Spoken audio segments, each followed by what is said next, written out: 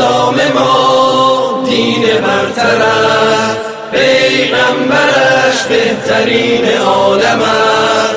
در راه تو کی ارزشی دارد این جان ما، پاینده هستی اسلام ما. الحمد لله والصلاة والسلام على رسول الله، اما بعد.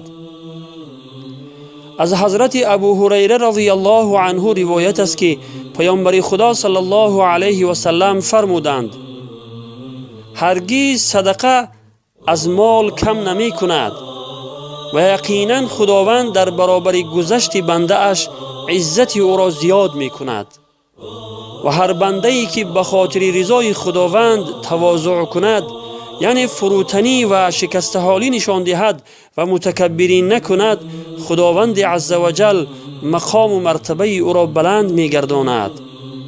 روایت مسلم.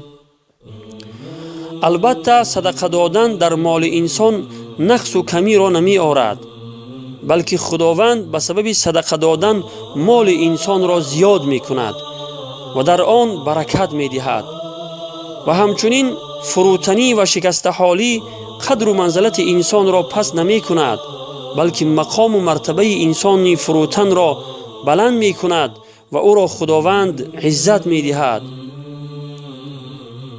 بعضی مردم چنین گمان می کنند که اگر صدقه دهند مالشان کم می شود.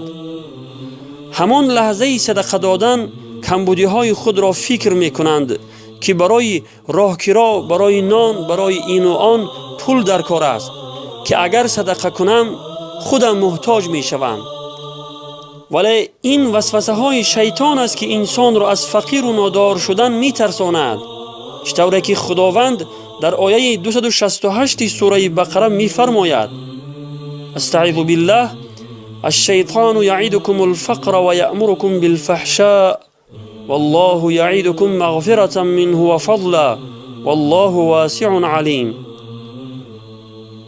شیطان شما را وعده فقر و ناداری دهد و به کارهای زشت و بخل وادار کند و خدا به شما وعده آمرزش و احسان دهد و خدا را رحمت بی منتهاست و به همه امور جهان داناست. صدق الله العظیم. همچنین اگر با کسی درگیر شوند و بین آنها جنجال به وقوع آید، هرگز از خطاهای یکدیگر عفو و بخشش نمی کنند و گمان می کنند که اگر فروتنی نشان دهند و تواضع کنند و از خطاهای برادر مسلمان گذشت نمایند، قدر و منزلتشان پست می شود و خوار و ذلیل می شوند. گمان می کنند که اگر متکبرانه جواب او را ندهند ترسو و بزدل شمرده می شوند. ولی پیامبر خدا صلی الله علیه و سلم می فرمایند که هر بنده ای که به خاطر رضای خداوند تواضع کند، یعنی فروتنی و شکست حالی نشان دهد و متکبری نکند و از خطاهای برادرش گذشت نماید، خداوند عزوجل او را عزت می دهد و مقام و مرتبه او را بلند می فرماید.